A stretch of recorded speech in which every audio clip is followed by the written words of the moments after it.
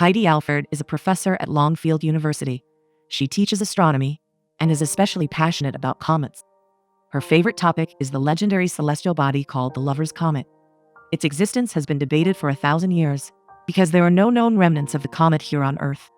According to studies, it was last seen 2,000 years ago during the eruption of Mount Vesuvius. When a student asks her if she believes in its existence, Heidi says yes. She also shares a legend about it. Anyone who spots the comet will be led to their soulmate. She ends the discussion with a reminder to watch out for the comet during their vacation. And with that, she dismisses the class for the spring break. When she comes out of the astronomy building, she sees 2 students digging on the well-maintained lawn of the campus. She apprehends them and demands to know who allowed them to dig. The students say it is a project for Professor Finway's class. They need to go out on a scavenger hunt, and the first one to find an artifact can skip the finals. Heidi dismisses them, saying they should do their scavenger hunt elsewhere and not inside the campus. That night, she unwinds at the Risto bar where her friend Olivia works. She shares her excitement to show her research to the board. For context, her research focuses on proving the existence of Lover's Comet. She has spent a long time polishing her paper in the hopes of getting the board to approve her request for more funding for the science department. She even dreams that maybe they can get enough funding to build an observatory. However, Olivia frowns at her friend. For her, all Heidi does is work and research, neglecting her love life in the process. Right there, and then she challenges Heidi to get a date for the night, or at least have someone get her number. She points to a man in a blue shirt as Heidi's conquest. Heidi takes on the challenge. She approaches the man and taps him on the shoulder. She didn't expect the man to be this attractive and charming. After exchanging some basic compatibility trivia, the man introduces himself as Audrey and asks for her number. When he asks where she works, Heidi proudly says she's a professor at Longfield. Curiously, Audrey doesn't say anything about his job. Instead, he leaves due to an emergency. Still, Heidi considers this a win. Olivia is happy for her. Mike, Olivia's boyfriend, comes in to give Heidi her order of apple pie. Heidi visits her father, Charles, and brings him his favorite apple pie. Charles notices his daughter's good mood, so she shares her encounter with an attractive guy at the bar. Charles is happy to know that Heidi has made some time for her social life. Then he asks her about her presentation. Charles supports his daughter's endeavors, but he also maintains his impartiality, as he's the university president. Heidi says she's nervous, but it's the only way to get more funding for her department. The next day, she focuses her presentation on the fact that other departments are given more freedom for their activities. Just as she's about to give an example, another faculty member enters the room. To her surprise, it's Audrey, but the man doesn't seem to be confused at seeing her there. In fact, he looks pleased to meet her again.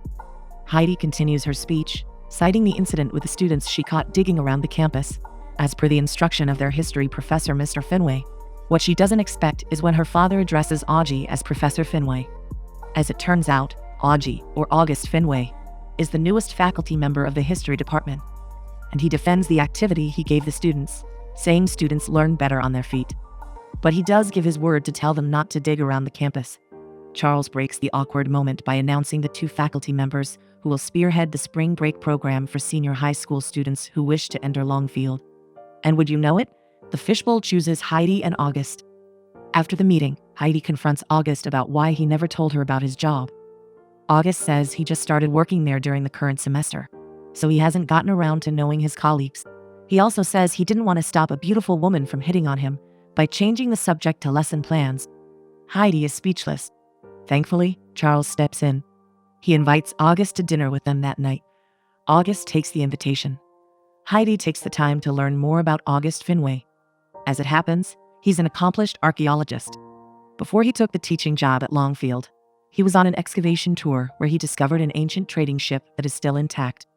She wonders why a successful archaeologist like him would take a teaching post for a semester. During dinner, August reveals that Bryce, his nephew, is one of the students enrolled in their spring program. He explains that part of the reason he took the teaching job was to guide Bryce in his studies. Once his nephew is settled, he'll go back to his original job. He also explains why he left early last night, to pick up Bryce from his karate lessons. Charles is pleasantly surprised that his daughter and August have already met, even before the meeting earlier. He remarks that their spring schedule will be full, especially Heidi's, since she's working on her research. August asks what it is about. Heidi says she's working on proving the existence of Lover's Comet. As someone who is considered an expert in history, August chuckles at this. He did not expect the straightforward Heidi to be focusing on something that is the stuff of myths and legends. Heidi defends her research, saying she has her calculations and her mother's research as proof, even if there's no physical evidence. She also adds that if there is indeed a fragment of the comet, it may have fallen on Pompeii, and August can dig it up. At this point, he contemplates something important. Then, he surprises Charles and Heidi when he suddenly gets up and leaves for the night. The Alfords are confused, but the next morning, Heidi finds out why. August has spent the night in a library researching the Lover's Comet and reviewing the information about the excavation in Pompeii that he joined years ago. He tells Heidi that he picked up a rock during that time, and no one thought it might be significant. Not even HP, his mentor, who said it was just junk rock. August brings Heidi to his office to look for it. Heidi is shocked to find disorder there. Boxes litter almost every space, and things are simply disorganized. August says his teaching job is only for a semester, so he never bothered unpacking his things. He doesn't find it ideal to settle down when he knows he's leaving. He hopes to find a curating gig in New York once his nephew settles in college. Finally, he finds the rock. After studying it under the microscope, Heidi can confirm that it's a legitimate meteorite. At this point, August proposes a deal. He can provide the historical background for her research, given that he found the rock in Pompeii, where the Lover's Comet was last seen. In return, Heidi can let him become a proponent of the research, so he can show a significant finding to the antiquity archives in New York. If the research is successful, and if they prove the comet's existence, then Heidi can get the funding she needs for an observatory, while August can get his dream job in New York. It's a good deal, but Heidi says she'll think about it. Later, they join the students who are enrolled in the spring program. Heidi starts the session by giving them an icebreaker. August chimes in and makes the activity more engaging. He tells them to find a book they love, and then they can introduce themselves using it. He and Heidi should do the activity as well. While Heidi searches for her favorite book, she encounters one of the students who seems lost. He politely asks her about the book he wants to find. Luckily, she knows the title, so she directs the boy to the right shelf. Just then, August approaches her and remarks that she's met his nephew, Bryce. August seems proud of his nephew. He sincerely wants to guide him to his future, since Bryce's mother is too busy and his father passed away when he was young. Heidi nods as she understands the scenario. Then, she points at the book August has chosen, Homer's Odyssey. Meanwhile, she has chosen Madeline Ellingel's A Wrinkle in Time. Both books perfectly represent their personalities. Once all students have chosen their books, they gather around and introduce themselves using them. Bryce starts by saying he chose the book Catcher in the Rye because, to him, the main character never felt fake. Heidi gets the idea that the boy simply wants to be true to himself, to be upfront about not being understood, and be okay with it. He still hasn't decided on the course he'll take, but August hopes that, with enough time, Bryce will choose what's best for him. Over the weekend, Charles wonders why his daughter is intent on finding the Lover's Comet. He thinks that it's Heidi's way to cope with her mother's loss. As it happens, it was her last research project before she passed away a few years earlier. But Heidi clarifies the matter, saying she only wants to continue the study and provide her students with an observatory. Then she asks Charles if he knows where her mother kept her notes. Charles tells her where it is. Just as she's about to get up, August arrives. He says Charles invited him over for a barbecue and a game of chess. So Heidi leaves the two men on their logistics game, while she starts studying her mother's doctoral paper and notes. In the next scene, we see Heidi and Olivia planting flowers. Olivia wants to know the score between the two. Heidi says there's nothing romantic going on between them, as they're only working together for the comet. Olivia is disappointed, but as Heidi gets up to meet August to start working on the research, she hopes her friend will realize the opportunity she has for a relationship. In an empty classroom, Heidi explains to August the technical terms about the comet. She uses jargon words that only other astronomers can understand. It makes the atmosphere inside the classroom stifling. He suddenly blurts out that he's bored, so he invites her to walk outside. Heidi can't hide the incredulity in her face. She's doing her best to explain it as clearly and scientifically as possible, and he has the gall to be bored. She continues explaining, even as they walk outside. He cuts her off by asking why it is important. It may be a scientific breakthrough for her, but she has to convince the board why it will matter to them. He suggests she should discuss it like she's talking to her students. Heidi tries, but it just doesn't sound good to her. August says they should use the name Lover's Comet instead of its scientific name.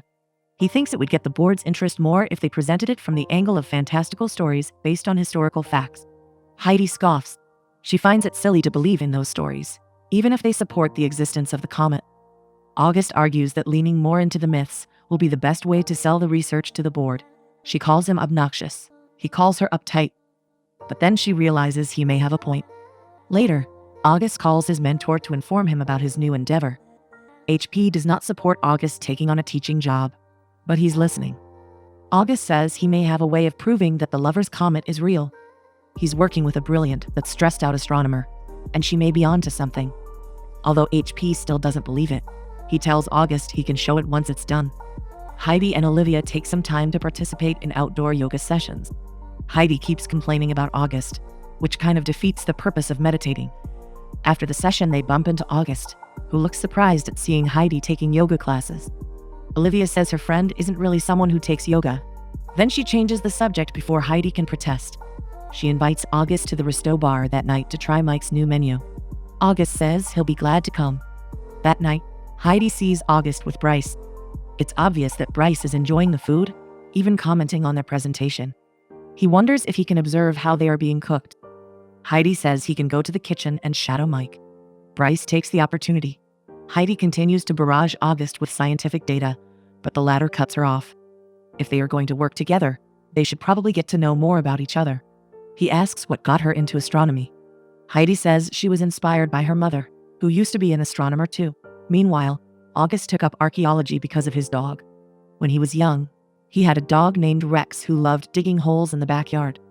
One day, the digging led to the discovery of a dinosaur bone, and this started his love for history and digging up artifacts.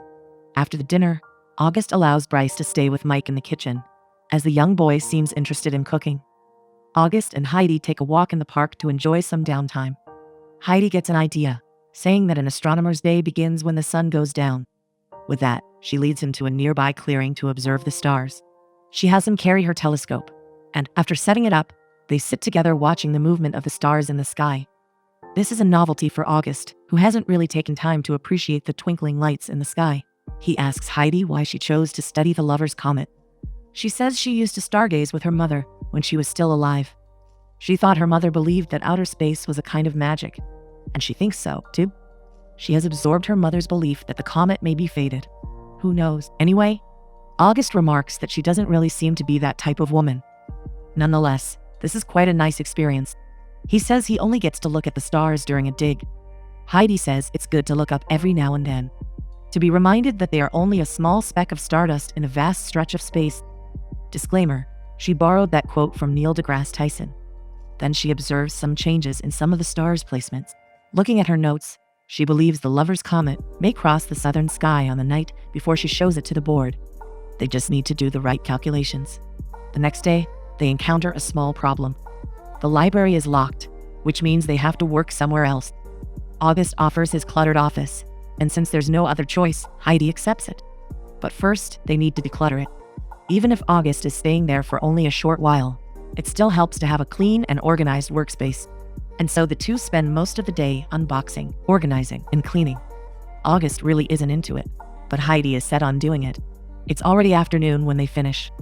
August and Heidi divide their time between the spring program and diving into books, looking for more references about the Lover's Comet. They find one from Greek mythology, about the prophecy foretold by Asteria, goddess of fallen stars. Once in a millennium, two fated lovers will be led to one another by the light of the goddess's hand. It may refer to the comet. Heidi infers that the earliest record of the comet implies that its appearance is periodic, so if it appears once in a millennium, then it means it may have appeared 1,000 years later, after Pompeii. August thinks it's in the year 1021, during the Norman conquest. Records say that William the Conqueror had an experience with a comet, but August says he'll have to search further. A few minutes later, Heidi brings up Bryce and his frustrations during their meeting earlier. August says the kid has a lot of potential, if only he picks a course and sticks with it. She reminds him that Bryce is still a kid. Not everyone is lucky enough to know what they want to be in life. Some people take time to figure it all out. August feels like people should follow where their passion leads them. To that, Heidi says there's nothing wrong with staying in place and just learning. The next time they meet, Heidi expresses her misgivings about her mother's research. Even though she hasn't finished reading the whole paper, She can't find any indications that her mother focused on the comet. August assures her that it'll eventually come up.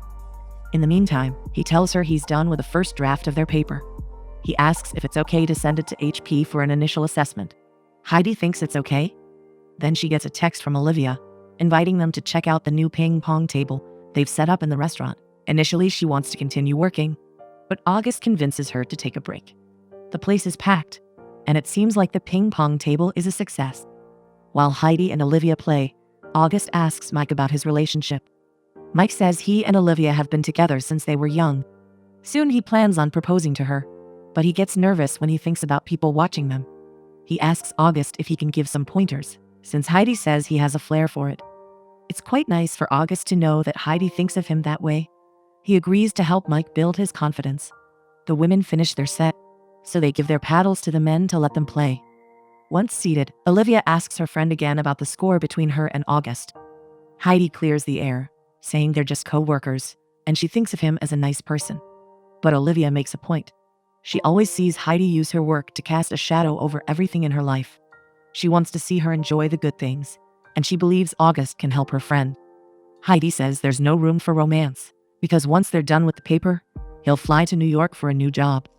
That night, as he walks her home, August expresses his sincere gratitude to Heidi for letting him join her and her friends, and for helping him unpack his things. He realizes that it feels nice to not live in suitcases like he always does. Heidi is happy for him, and with that, she bids him good night. After she leaves, August receives a voicemail from HP telling him that the draft has potential. He wants to meet up the day after tomorrow. August doesn't respond. The next day, Heidi makes an unfortunate discovery in her mother's papers. It concludes that the observed celestial body may have been a solar flare, mistaken for the Lover's Comet. Heidi is devastated. Does this mean that her mother stopped believing in its existence? She asks her father about it. Charles says her mother never stopped looking, even when she couldn't prove it at the time she was writing her paper. Her credibility as an astronomer and a researcher prompted her to reflect her findings in her paper. But that doesn't mean she gave up. He tells his daughter that there are times when she doesn't have to see something to believe it. The Lover's Comet is a symbol of belief for Heidi. Even with the perfect numbers and calculations, if it's meant to show up in their lives, it will. Heidi informs August about her discovery. To her surprise, he takes it seriously. For the first time, he expresses his doubts about whether everything will work out. Despite Heidi's confidence in her calculations, August still feels worried that their efforts may only go to waste. His agitation makes Heidi think that it's time to loosen up a bit, so they sneak into an art gallery, where depictions of the Greek goddess Asteria are displayed. As they look at the painting, they find themselves getting closer to each other. Until the guard spots them, they run away from the exhibit, laughing like kids who just did the greatest prank of their lives. August thanks her for that little reprieve, even if it borders on disobedience. They sit on the bench and discuss more about their research. Since they are approaching the topic from the angle of believing in fate, August wonders if the comet itself symbolizes fate. Heidi says believing that destiny is written in the cosmos isn't exactly new. It's just that, in modern times, people have forgotten due to the prevalence of science and logical thinking. This reminds August of what he read about the Norman conquest. It says that William the Conqueror witnessed the crossing of Halley's Comet over the battlefield, signifying their victory in war. If Heidi's assumption is that the Lover's Comet comes out once every millennium, then there's a great possibility that it may have appeared during the early 11th century, 1,000 years after Pompeii.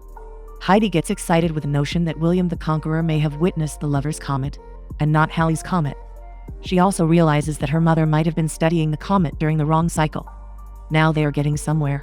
If they follow their logic, this could mean that they only need to find significant historical records that involve some cosmic events. That afternoon, Heidi informs her father about the progress of the research. Charles is happy that his daughter is loosening up, both in her research approach and her views as a teacher. He thinks August is a good influence on Heidi. Meanwhile, August is busy helping Mike rehearse what he will say during the proposal. A few feet away from them, Bryce is in charge of the barbecue. Mike is nervous, getting tongue-tied even while practicing his lines. To calm him down, August asks him to remember why he wants to marry Olivia. One may think he'll enumerate grand reasons, but Mike mentions the small things that made him fall even more for his fiancée. This tactic works, as he finds himself calmer and more clear-headed in his proposal. Then he checks on Bryce to see how he's doing with the barbecue. Mike is impressed that the teenager learns quickly. Even August compliments him on his hard work, which makes Bryce proud that he's being true to himself. A few days later, it's only Heidi who attends the session for the spring break program. After giving the students an essay activity, she receives a call from August. He says he can't attend because he's meeting up with HP to discuss their paper. Heidi says it's okay. She trusts August to do what's best for their paper. She also reminds him that later, they need to go to Olivia's birthday party. With that, they end the call. Just then, HP enters and greets August grandly. He's impressed with the paper, as it's a massive breakthrough in astronomy. He clarifies if it's true that the comet will be crossing the southern hemisphere tomorrow, which August confirms. With that, HP suggests that the paper should be published as soon as possible. This is August's ticket to get his dream job at the Antiquity Archives in New York. As the discoverer of a comet, this could give him gracious funding for digs and excavations. He doesn't need to stay holed up in a boring teaching job when he can explore the world with this paper. August clarifies that the sole credit should go to Heidi Alford, the astronomer he's working with. She's brilliant and has done most of the work. He becomes passionate when he says he's not publishing until Heidi gets all the credit. And for the record, people in universities are not as stuffy as HP thinks. Just because they travel around the world doesn't mean they're better people. To calm August down, HP gives his word to not publish the paper in August's name. Back at the university, Heidi checks on Bryce. She has noticed that his essay doesn't reflect what's really in his heart. She urges him to follow his truth. Bryce admits he's been liking his cooking lessons with Mike. So, Heidi encourages him to write something about it. Later that night, they attend Olivia's birthday party. Heidi asks why August looks tense. In response, he points her to Mike, who has now taken the stage. Gathering his courage, he kneels in front of Olivia and asks her the magic question. Of course, she says yes. The party extends until late into the night. August shares with Heidi about the HP's offer to publish their work. When she asks if this means he'll go to New York, he only says he's still deciding, but nothing's final. When all of the guests have left, August and Heidi offer to clean up the plates. The newly engaged couple accepts their offer. It's already 2 when they finish cleaning. However, they find themselves locked in. With no choice, they sit on one of the sofas and enjoy looking at the stars. It's fortunate that the sky is clear, so they can enjoy the cosmic twinkling lights. Heidi expresses her gratitude to August for helping her loosen up and see the fun things in life. Meanwhile, August appreciates that she made him realize that it's okay to stay in one place, to continue learning, and to value what can be offered. The night ends wonderfully, as they bask under the light of the stars. However, the next morning, things don't go well. They receive notifications about the legendary Lover's Comet that will be seen crossing the night sky. They find their paper already published, with all the credit going to August. He wants to explain that it was never his intention to steal her work. But Heidi is already hurt by his betrayal. In their house, Charles is fuming. He's already called the Antiquity Archives in New York to give them a piece of his mind. He suspects that all of this is HP's doing. He has known the man for a long time and thinks of him as a scoundrel. It wouldn't be hard to believe that HP did all this. For Heidi, even if she's hurt by what happened, her main concern is to check if her calculations are correct. So she gets her telescope and drives to the nearest quiet place, where she can observe it. Because she left early, August missed her. Charles isn't too keen to listen to his explanation, but he can see the sincerity in his face. After explaining his side, he goes back to his office to pack up his things. There, Bryce finds him. The two eventually clear things up between them. Bryce finally admits that he wants to pursue a culinary career. He is just afraid that August won't like it. But in truth, August is happy that his nephew has found something worth investing his time in. He wishes for him to be happy and successful. That night, Heidi nervously awaits the comet's appearance. But even after a whole night, she finds no comet. Things are just too overwhelming, with August stealing her work, and her miscalculations indicating that the Lover's Comet is not meant to cross that night. She still shows her work to the board, because she wants to be truthful and maintain her credibility. She doesn't expect the funding to be approved, but at least the worst is over now. After the presentation, she finds August waiting for her. Again, he apologizes for hurting her, but he clears up the matter. He never intended to take credit for her research. Even though he finally got the job in New York, he says he made it a requirement that the archives retract the publication to put her as the main proponent of the paper. Heidi understands. She appreciates his efforts to clear things up. But it's still sad that he's going away, now that she feels closer to him. She gets confused when he says he'll start working 2 days from now. He reminds her that it's leap year. Suddenly, Heidi realizes that she did make miscalculations. because she forgot to consider leap years. She runs back to the swamp, this time putting more faith in the comet's fate. She gets a call from her father, who has good news. The board has approved her observatory thanks to August, who set things straight. Heidi is happy, but for now she's nervous about whether her theories will be proven true. On the other hand, August wonders what's going on with Heidi. Instead of traveling, he decides to follow her. It's already late in the night when he finally finds her. He suddenly blurts out that he doesn't want to leave, that he wants to stay with her. He apologizes again, but then she turns him around to look at the sky. There, shining brightly among the stars, is the lover's comet, gently traversing through the night sky. August can't believe that it's real. Heidi turns to him and says she doesn't want him to go either. She used to think it was okay for him to go, but now she realizes that it's better for him to stay. August smiles at her. He tells her they can't see stars in New York. And with that, they share their first kiss as lovers fated to meet under the lover's comet.